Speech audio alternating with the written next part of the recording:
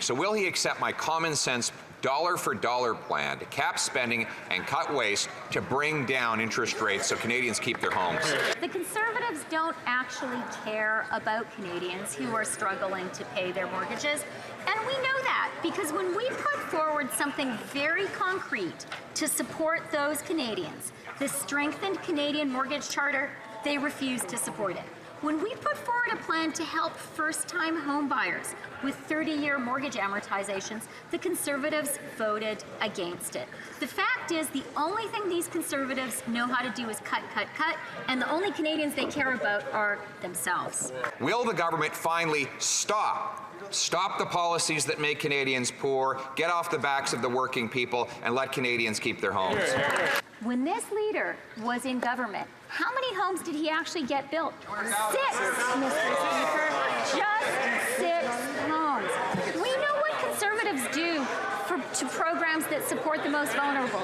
Cut, cut, cut. We have put forward a national school food program, a dental care program, national early learning and childcare. They want to cut those programs. We won't let them, Mr. Speaker.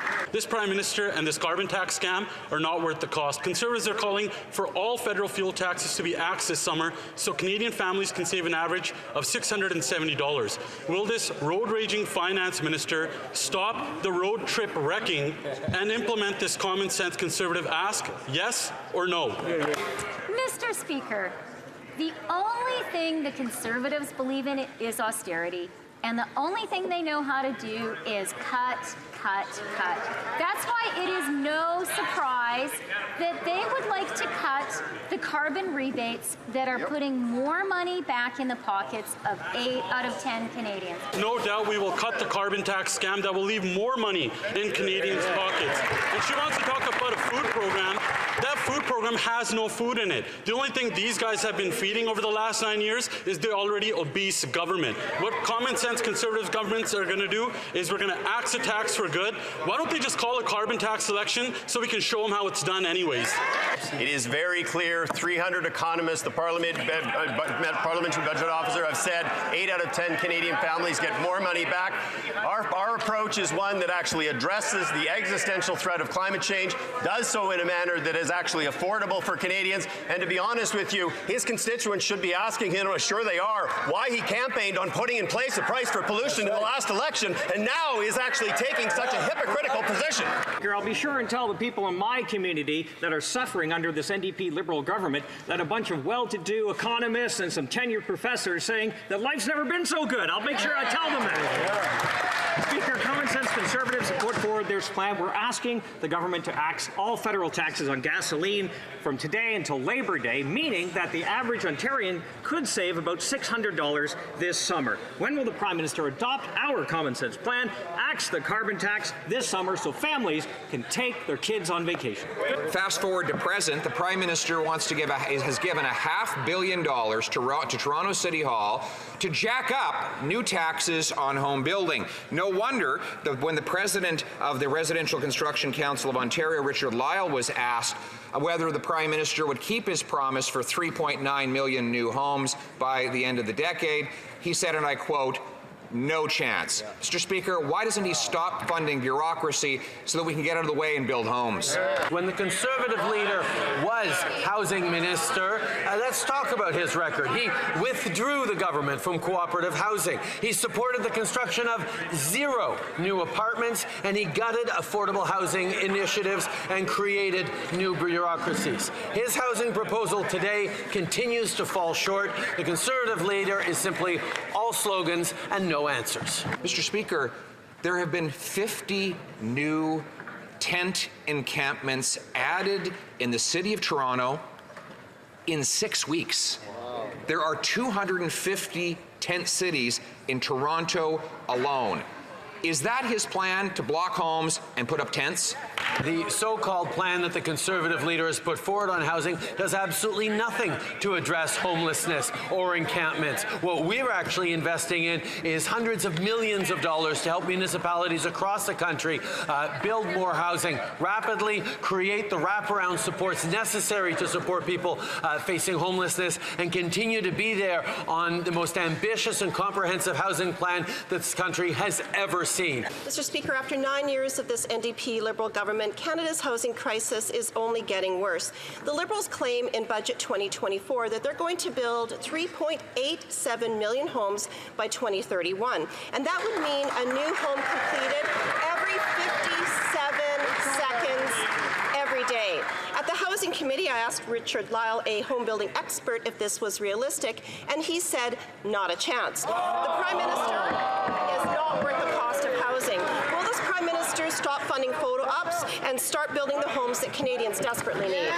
With respect, Mr. Speaker, it's disappointing in the extreme that the Conservatives won't even set a goal that will solve the problem. What's more interesting, Mr. Speaker, is the member who posed the question actually had her community benefit with a $31.5 million investment to build more homes in Kelowna. She's advocating that that money is taken away from her city and be replaced by a program for which Kelowna is ineligible. Most MPs advocate for investments in their community. It's disappointing my colleagues doing the opposite. Mr. Speaker, the Prime Minister has had a revelation. In an interview with the Halifax Chronicle-Herald, he told how he responded to people asking for him to spend even more government money. And he said, and I quote, "As soon as you do that, inflation goes up by exactly the same amount." Right? Right. Why didn't I think of that? My goodness. Spending money you don't have actually causes inflation. He's in the middle of having epiphanies, has he also realized that budgets don't balance themselves? The Conservative Party has been using that approach about concerns on inflation to stand against things like national food programs for kids or dental care for seniors. They have stood and objected against and even campaigned against dental care for seniors over the past many months. But we've delivered to over 100,000 seniors of the 2 million who've already registered for dental care the support that they hadn't gotten in years or even decades. But he stands against it with some made-up excuse around inflation when delivering services delivers for Canadians. He calls his own words a made-up excuse, Mr. Speaker. You can't make this stuff up. He said that when people ask him, can you send us more benefits or send us an extra $1,000 a month? Well, he responds, as soon as you do that, inflation goes up by exactly the same amount. Right? That is exactly why, over the past years, we've been focused on bringing down inflation by supporting Canadians, and it is working. For the past 4 months, Mr. Speaker, inflation has been down in the Bank of Canada target range. The question was not how quickly he could read off talking points written for him by his staff. The question was whether he's going to break yet another housing promise. Remember, he promised he'd lower housing costs, he doubled them. He promised he'd double the number of homes built, they went down. Now he's promising 3.9 million new homes by 2031.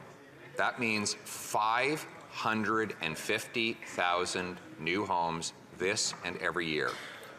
Will he keep that promise? Yes or no?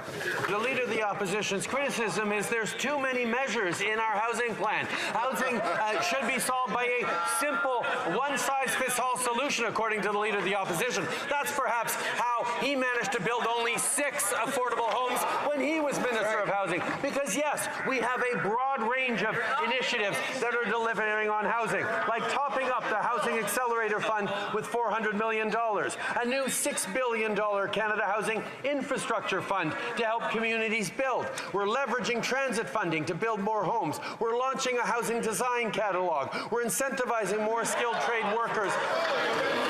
He's announcing a catalog, everybody. Hey, right on. Give him a round of applause. Come on, give him a round of applause. You can't afford a home.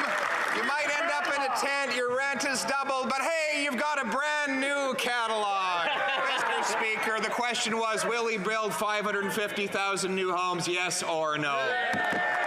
The savings that the Conservative Party of Canada claims for Albertans is based on people traveling 37,000 kilometers during their holidays, Mr. Speaker.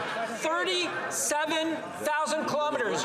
You can go from the North Pole to the South Pole and you would have kilometers left to achieve the savings that they claim, Mr. Speaker. That's just not true, Mr. Speaker. And everybody knows that the carbon tax costs more than the rebate. That is why the Prime Minister was humiliated into granting a carve-out for just some people in some parts of the country. And that's all we're asking for today, a carve-out on federal taxes on fuel and diesel for this summer. For the average family in Ontario, that would mean almost $600 in savings. Now, to the Prime Minister and his wealthy friends, that might not seem like a lot of money, but to struggling Canadians, that could make the difference to be able to say yes to the kids when they ask for some summertime fun. So will the Prime Minister have an ounce of compassion and help more Canadian families afford a vacation? After 9 years, this NDP Liberal government is not worth the hunger and homelessness that it's causing so many Canadians across this country. Many Canadians just simply look forward to a small summer vacation, a road trip perhaps. It's normally a time where they can go and camp in the mountains or go to a national park or visit loved ones.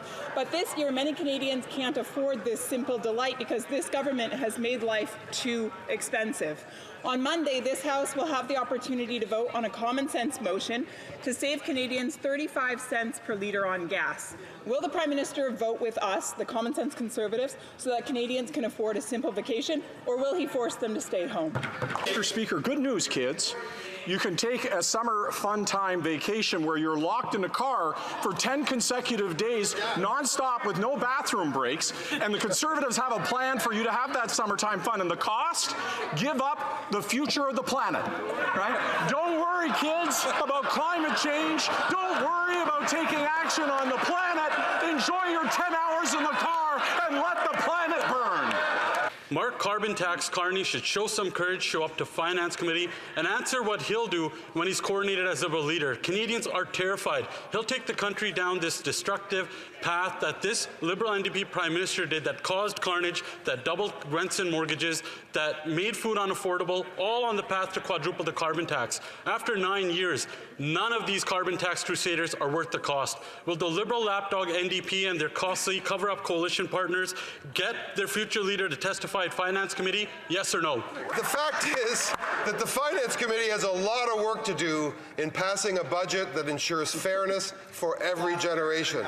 Major investments in housing, major investments in making sure that Canadians, especially young Canadians, can get ahead in life. These games that the Conservatives play, they got to get off it. Obviously, math is not a criteria to be the finance critic over there. Here's what we suggest he do. Get to work on passing that budget. Yeah.